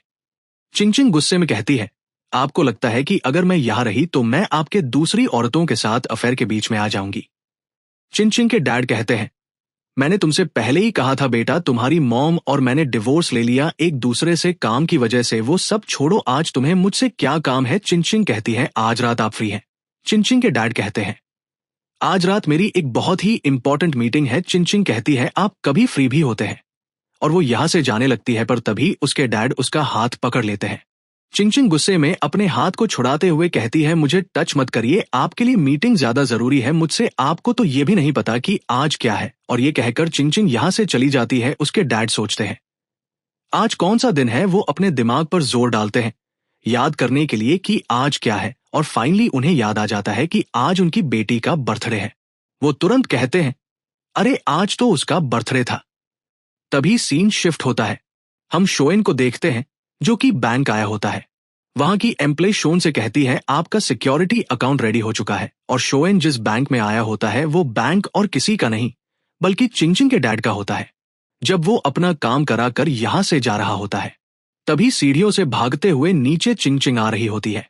वो शोएन से टकरा जाती है। शोएन उसे देखता है और उससे पूछता है क्या तुम ठीक हो? अरे ये तो तुम हो। पीछे सीढ़ियों से चिंगचिंग के डैड आ रहे होते हैं। चिंगचिंग उन्हें देखती है और फिर वो शोएन से कहती है कुछ मत कहना। वो शोएन का हाथ पकड़ लेती है। शोएन को कुछ भी समझ नहीं आता और वो अपने मन में कहता है आखिर यहां पर चल क्या रहा है। चिंगचिंग के डैड उसको शोएन के साथ देखकर कहते हैं अब ये कौन है? चिंगचिंग तुरंत कहती है ये मेरा बॉयफ्रेंड है और अब हम लोग यहां से जा रहे हैं। शोएन को कुछ समझ नहीं आता। वो काफी कंफ्यूज होता है। चिंगचिंग उसे अपनी कार तक ले जाती है। वो उसे अपने कार में बैठने के लिए कहती है और फिर वो मिस वांग से कहती है आंट वांग अब चलिए चलते हैं। शोएन को चिंगचिंग के साथ देखकर मिस वांग अपने मन में कहती है ये लोग एक साथ क्या कर रहे हैं, और अब तो ये लोग एक दूसरे का हाथ भी पकड़े हुए हैं। शोएन तुरंत चिंगचिंग से पूछता है हे तुम्हें क्या हुआ है? तुमने मुझे अपना बॉयफ्रेंड कहा। सच में मैंने कब तुम्हें यहां कहा? चिंगचिंग कहती है समझ लो तुमने मुझ पर एक एहसान करा। शोएन हैरान होता है और कहता है मैंने तुम पर एहसान करा? तुम्हारे में सच में कोई भी शर्म नहीं है। चिंगचिंग कहती है तो फिर तुम्हें और क्या चाहिए? शोएन तुरंत अपना फोन निकालता है और कहता है पहला तो तुम अपने वीट पर मुझे ऐड करो और इसके बारे में हम बाद में बात करेंगे। शोएन भाई आईडी लेने का तरीका थोड़ा कैजुअल है, पर कोई ना मैं समझता हूं। चिंगचिंग उसे अपनी आईडी दे देती है। शन उससे उसका नाम पूछता है और वह उसे अपना नाम बता देती है। तभी सीन शिफ्ट होता है चिंगचिंग के डैड के ऊपर। वो अपने मैनेजर से कहता है वो जो बंदा अभी यहां पर आया था उसके बारे में पता लगाओ वो कौन है। चिंगचिंग के डैड उसकी मॉम को कॉल करते हैं और कहते हैं क्या तुम्हें पता है कि तुम्हारी बेटी किसी को डेट कर रही है? चिंगचिंग की मॉम कहती है क्या तुम पागल हो गए हो? तुम ये कैसी बातें कर रहे हो? उसके डैड कहते हैं अभी अभी वो यहां पर अपने बॉयफ्रेंड के साथ आई थी और वो उसका हाथ भी पकड़े हुई थी। उस लड़के का नाम शयान है। चिंगचिंग की मॉम पता नहीं क्यों एक्साइटेड हो जाती है और कहती है वो लड़का दिखने में कैसा है। चिंगचिंग के डैड गुस्सा होते हैं और कहते हैं वो कैसा दिखता है इससे तुम्हें क्या मतलब है? मुझे परवाह नहीं है। उसकी कैटेकर को कॉल करो और उससे ये सब पूछो। चिंगचिंग की मॉम कहती है ठीक है मैं उससे पूछ लूंगी। ये कहकर वो कॉल कट कर देती है और वो तुरंत कॉल लगाती है मिस वोंग को। मिस वोंग जो कि कार ड्राइव कर रही होती है उनके पास चिंगचिंग की मॉम का कॉल आता है। उस फोन को चिंगचिंग उठा लेती है और तुरंत स्पीकर पर कर देती है। उसकी मॉम कहती है मिस वोंग मुझे जानना है क्या चिंगचिंग किसी को डेट कर रही है? चिंगचिंग अपनी मॉम से कहती है हाँ मैं जिसे डेट कर रही हूं वो मेरे साथ ही बैठा है। क्या आप उससे बात करना चाहेंगी? शोएन भी पता नहीं क्यों कहता है हाय आंटी आप कैसी हैं? उसके बाद चिंगचिंग कॉल कट कर देती है। शोएन अपने दिल पर हाथ रखे होते हैं और कहता है तुमने अचानक से मुझे डरा दिया। मुझे ये मत कहना कि तुम्हारे पेरेंट्स एक साथ मिलकर मुझे मारने वाले हैं। चिंगचिंग ये सुनकर हंसती है। फिर इनकी कार एक बहुत बड़े मॉल के सामने रुकती है। चिंगचिंग कार से उतरती है और शोएन से उतरने के लिए कहती है। शोएन कहता है मैं नहीं उतरूंगा। पर कुछ टाइम बाद वो मॉल में चिंगचिंग के साथ घूम रहा होता है। वो चिंगचिंग से पूछता है क्या तुम्हारे पेरेंट्स की डिवोर्स हो चुकी है? चिंगचिंग ये सुनकर हैरान हो जाती है कि उसे ये सब कैसे पता चला। शोएन कहता है मैंने बस अंदाजा लगाया था तुम्हारे में काफी चिड़चिड़ापन है। ऐसा लगता है जैसे तुम्हें बहुत कम प्यार मिला है और जैसे तुम अपने पेरेंट्स से बात करती हो। उसके हिसाब से तो ये बताना इजी है। चिंगचिंग शन से कहती है आज मेरा बर्थडे है। ये सुनने के बाद शोन कहता है तो तुम क्या चाहती हो? क्या मैं तुम्हारे साथ मिलकर तुम्हारे पेरेंट्स से रिवेंज लूं? चिंगचिंग कहती है हाँ मैं यही चाहती हूं। ये सुनने के बाद पता नहीं क्यों शोन के चेहरे पर एक मुस्कान आ जाती है। वो चिंगचिंग से कहता है चलो फिर चलकर मूवी देखते हैं और उसके बाद कुछ खाने चलेंगे और फिर हम बहुत सारी पिक्चर्स क्लिक करेंगे और तुम उन्हें सोशल मीडिया पे पोस्ट कर देना। उसके बाद तुम्हारे पेरेंट्स तुमसे बहुत ज्यादा गुस्सा हो जाएंगे। पर मैं पहले ही तुम्हें बता दूं आज की हर एक चीज का बिल तुम दोगी। ये सुनने के बाद चिंगचिंग मजाक में कहती है क्या तुम में बचपन से ही शर्म नाम की चीज नहीं है? वो कहता है नहीं नहीं बेशर्म तो मैं अभी हुआ हूं। उसके बाद ये लोग मूवी देखने जाते हैं। चिंगचिंग ड्रिंक्स और पॉपकॉर्न खरीदती है, और क्योंकि चिंगचिंग ने एक ही पॉपकॉर्न का बॉक्स खरीदा होता है और एक ही ड्रिंक। इसे देखकर शोएन कहता है, तुमने बस एक के लिए ही क्यों खरीदा? चिंगचिंग कहती है, मैंने ये तुम्हारे लिए खरीदा है। मैं सोडा नहीं पीती पर ना ही कोई जंक फूड खाती हूं। यह कहने के बाद चिंगचिंग सिनेमा हॉल के अंदर जाने लगती है। पीछे से शोएन कहता है, हाँ हाँ, आप तो फेरी क्वीन होना। उसके बाद वह दोनों थिएटर में बैठकर मूवी देख रहे होते हैं, और जब चिंगचिंग स्क्रीन को देखती है तब उसके दिमाग में कुछ पुरानी यादें आ जाती है। जब वह छोटी थी और उसके पेरेंट्स उसे पिक्चर दिखाने लाया करते थे, उसे उन अच्छे दिनों की याद आती है। चिंगचिंग काफी देर से कुछ नहीं बोल रही होती। ये देखकर श्वेन उससे कहता है, तुम इतनी देर से कुछ बोल क्यों नहीं रही हो? तुम्हें फोटो क्लिक नहीं करने क्या? अपने पेरेंट्स को दिखाने के लिए चिंगचिंग थोड़ी निराश लग रही होती है।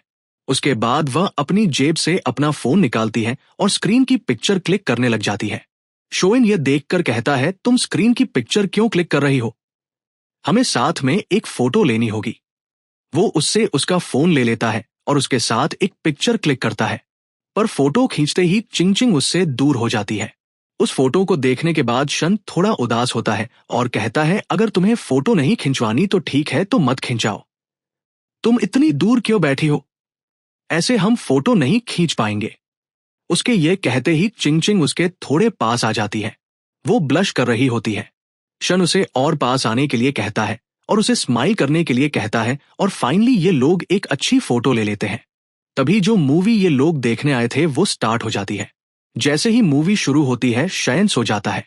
चिंगचिंग अपनी और शोएन की पिक्चर को देखती है और फिर वो शोएन को सोते हुए देखती है, और क्योंकि अब शोएन सो चुका है इसीलिए वह उन दोनों की फोटो को देखकर स्माइल कर सकती है।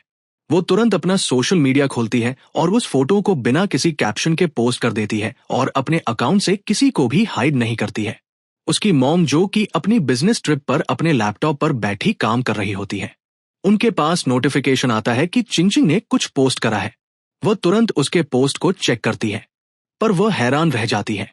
वह तुरंत चिंगचिंग को कॉल करती है, पर चिंगचिंग का फोन नहीं लगता। उसकी मॉम तुरंत अपने मैनेजर से कहती है, मेरे वापस जाने की टिकट तुरंत बुक करो। उसके फादर भी ये फोटो देख लेते हैं। उन्हें काफी गुस्सा आता है।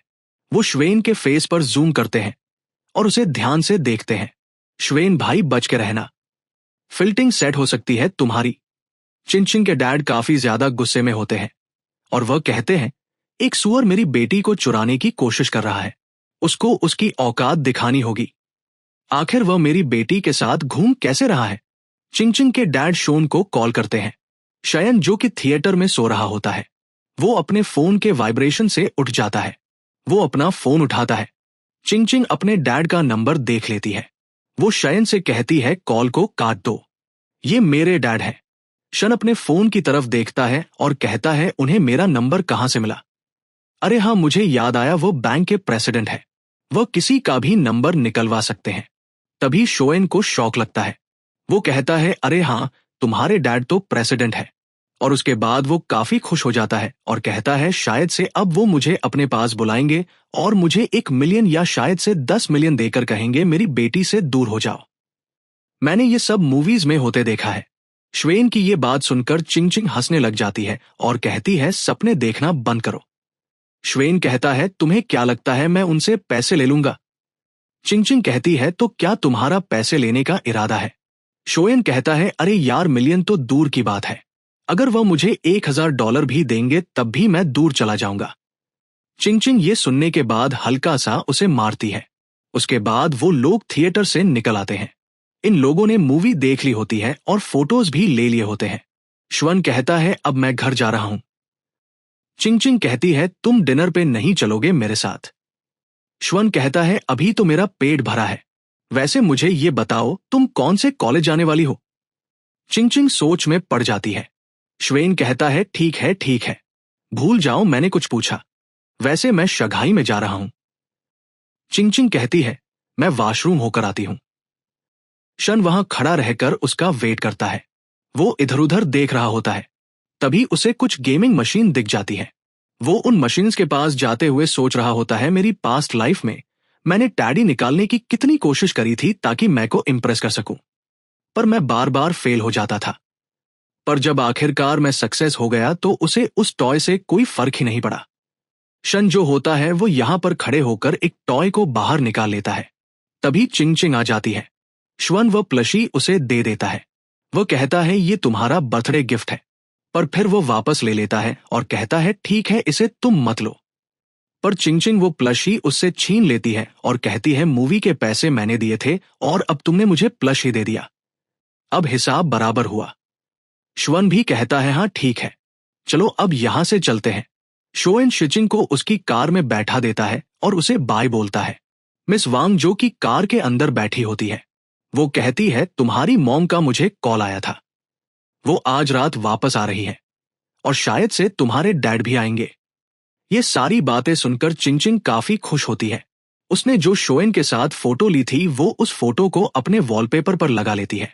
हम देखते हैं चिंग चिंग की मॉम अपने घर वापस आ चुकी होती है और वो अपने साथ एक गिफ्ट भी लाई होती है। चिंग चिंग भी अपने घर वापस आ चुकी होती है। उसकी मॉम उसके पास जाती है और कहती है चिंग चिंग आखिर ये शयन है कौन? चिंग चिंग कहती है मैंने आपको कहा था वो मेरा बॉयफ्रेंड है, ये देखिए ये उसने मुझे गिफ्ट दिया है। उसकी मॉम कहती है क्या हमने तुम्हें कभी किसी चीज की कमी होने दी है? तुम हमसे इतनी बदतमीजी कैसे कर सकती हो? चिंग चिंग चिल्लाते हुए कहती है आपने सही कहा, सब मेरी ही गलती है, अगर मैं पैदा ही ना होती तो ये सब होता ही ना। ये कहकर चिंग चिंग अपने रूम में चली जाती है और अपने रूम में जाकर रोने लगती है। उसकी मॉम को ये देखकर बुरा लगता है। तभी उसके डैड आ जाते हैं और वह कहते हैं तुमने पता करा क्या मैटर है, ये शोएन और चिंग चिंग वाला। चिंग चिंग की मॉम उसके डैड पर चिल्लाते हुए कहती है ये सब तुम्हारी गलती है, तुम उसका बर्थडे भूल गए। उसके डैड कहते हैं जरा देखो तो बोल कौन रहा है, तुमने उससे कुछ पूछा भी है? उसकी मॉम कहती है नहीं, वो सीधी तरह से जवाब नहीं दे रही है। उसके डैड कहते हैं तो अब हम क्या करेंगे? चिंग चिंग की मॉम कहती है मैं खुद से उस शोएन नाम के लड़के को ढूंढूंगी और उससे इस बारे में बात करूंगी। सीन शिफ्ट होता है श्वेन के ऊपर जो कि अपनी शॉप पर होता है, पर वह चैट पर चिंग चिंग से ही बात कर रहा होता है।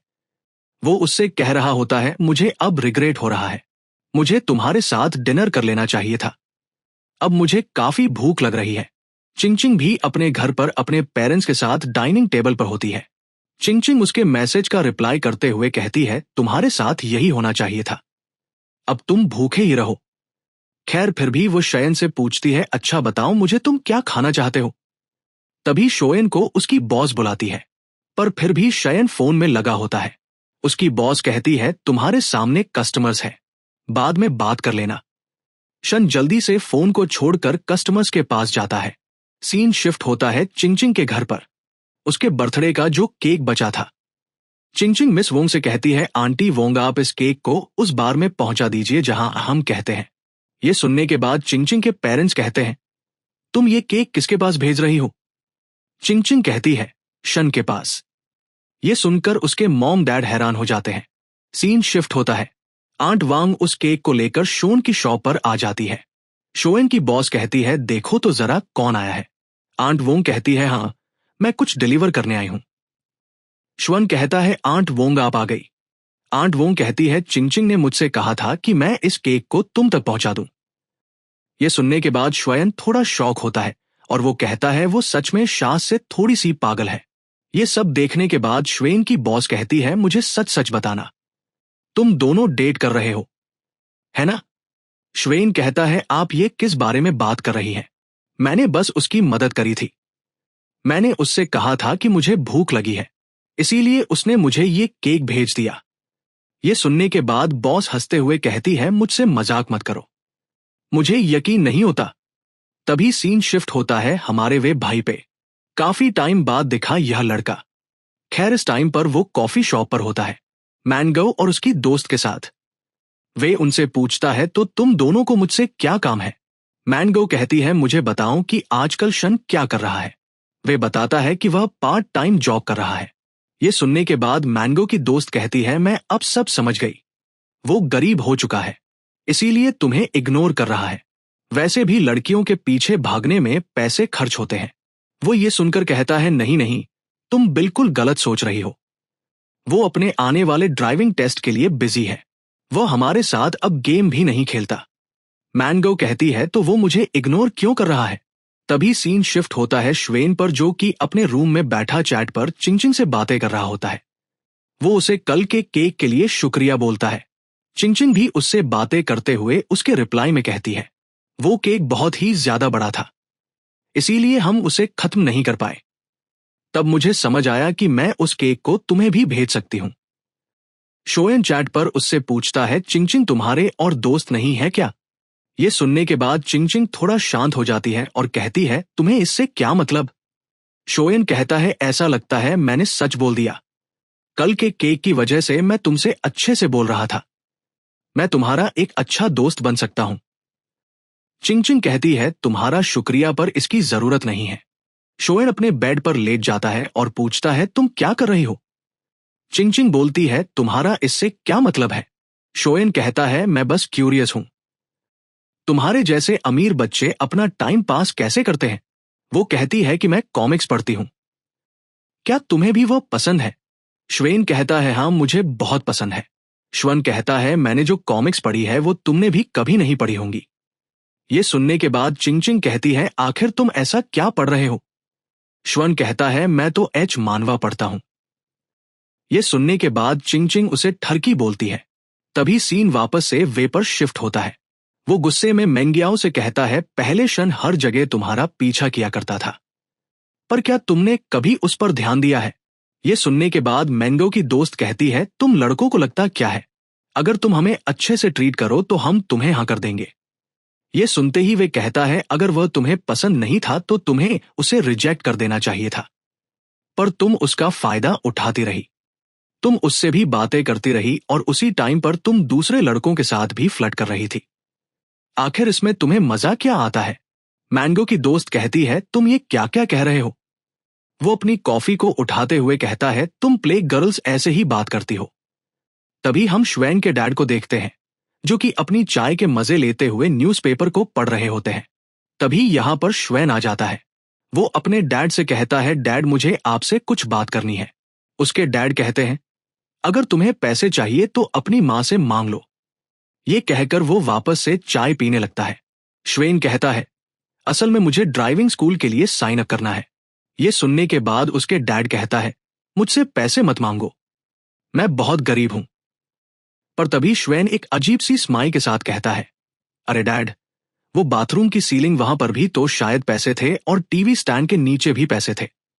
मुझे पता है कि आप पिछले 6 महीनों से पैसे जमा कर रहे हो। ये सुनते ही उसके डैड की चाय गिर जाती है और वह कहते हैं, तुम्हें ये सब कैसे पता? श्वेन बस हंसता है। उसके डैड कहते हैं, ठीक है, मैं कल लिविंग रूम के टेबल पर पैसे रख दूंगा। ये सुनने के बाद श्वेन कहता है, ये हुई ना बात, मैं अब काम पर जा रहा हूं। तभी वापस से सीन वे पर आता है।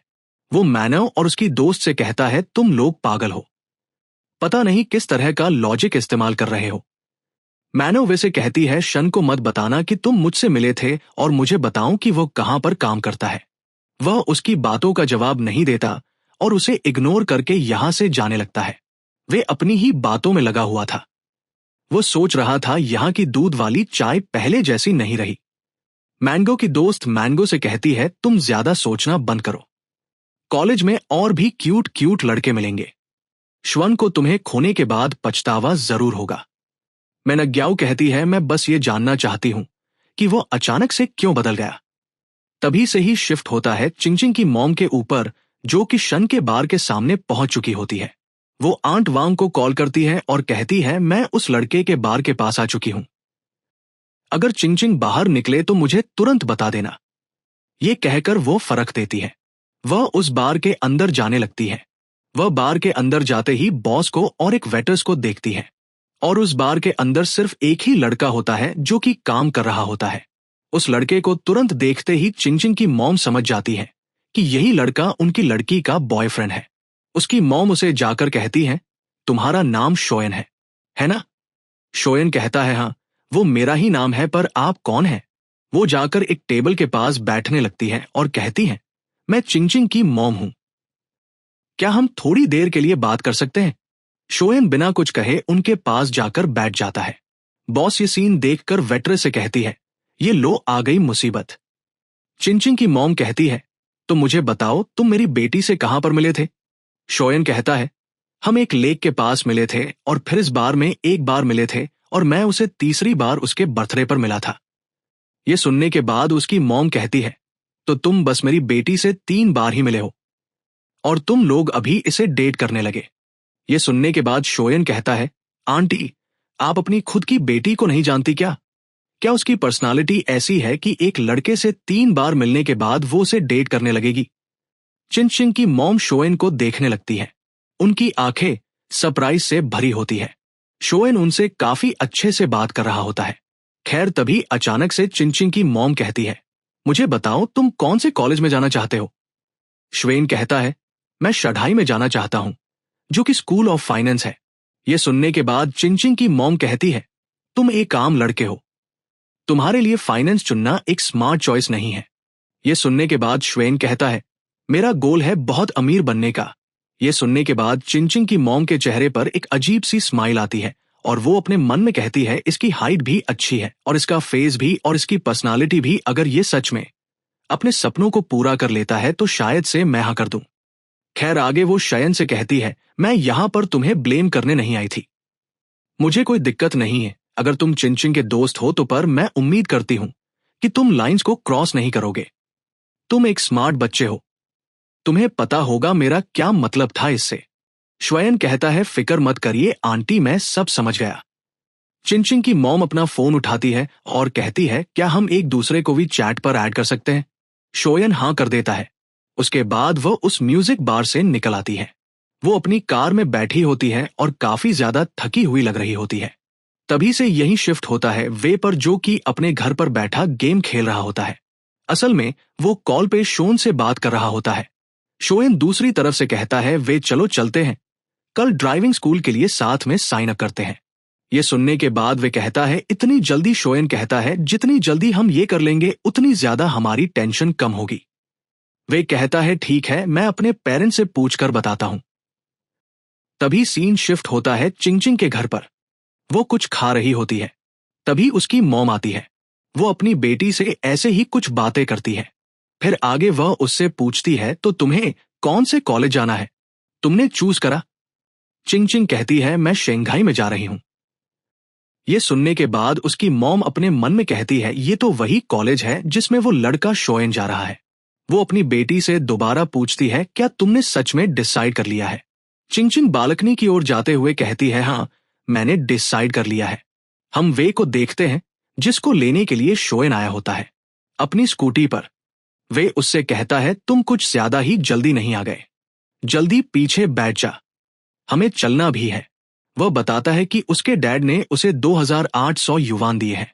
श्वेन बताता है, मेरे डैड ने मुझे 3500 दिए हैं, तेरे और मेरे पैसे मिलाकर 700 तो हो ही जाएंगे। ये हमारा पहला स्टेप होने वाला है मिलेनियर बनने की ओर। वो लोग हंसते हुए जा रहे होते हैं। आगे ये लोग ड्राइविंग स्कूल पहुंच जाते हैं। वहां का कोच कोल्ड ड्रिंक पी रहा होता है। वो उन दोनों से कहता है, पहले जाओ और रास्ते की फील लेकर आओ। वे पहले गाड़ी में बैठता है और टेस्ट देने के लिए रेडी हो जाता है। शोयन पीछे वाली सीट पर बैठा होता है। वे कार ऑन करते हुए बोलता है, शयन तू ट्राई करना नहीं चाहेगा? श्वेन कहता है, नहीं, मेरे लिए ड्राइव करना इजी है। ये सुनने के बाद कोच कहता है, बच्चे चीजों को देखना और उन्हें खुद से ट्राई करना अलग होता है। ये सुनने के बाद श्वेन कहता है, अंकल, क्या आपने लॉन्च कंट्रोल और ड्रिफ्टिंग के बारे में सुना है?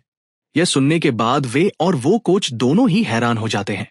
कोच हंसते हुए कहता है, बच्चे बकवास बंद करो और हमें दिखाओ अगर तुम ये सच में कर सकते हो तो। वो कोच कहता है, ये लो चाबी और ट्राई करना चाहोगे? शोयन कहता है, हाँ क्यों नहीं, चलो वे ड्राइवर की सीट से उतरो, मुझे ट्राई करने दो। शोयन ड्राइविंग सीट पर आकर बैठ जाता है। वे काफी चिंता में होता है और कहता है, शोयन, क्या तुम सच में ये कर लोगे? तुम हमें ठोक तो नहीं दोगे ना कहीं? श्वन कहता है, रिलैक्स कर यार, तुझे पता तो है मैं अपनी जान जोखिम में नहीं डालता मजे के लिए। चलो अंकल, अब मैं तुम्हें दिखाता हूं लॉन्च कंट्रोल। वो कोच कहता है, अगर तुमने रिवर्स में पार्किंग कर ली तो तुम यहां पर आकर कभी भी प्रैक्टिस कर सकते हो। शोयन कार को ऑन करता है और एक ही ट्राई में रिवर्स पार्किंग कर लेता है, जिसे देखकर वो कोच हैरान रह जाता है और वो उससे कहता है, शोयन, क्या तुम छुप छुप कर कार चलाना सीख रहे थे? श्वेन कहता है, नहीं, यार मुझ में बस नेचुरल टैलेंट है। ये कहकर वह दोनों टेस्ट देकर बाहर आ जाते हैं।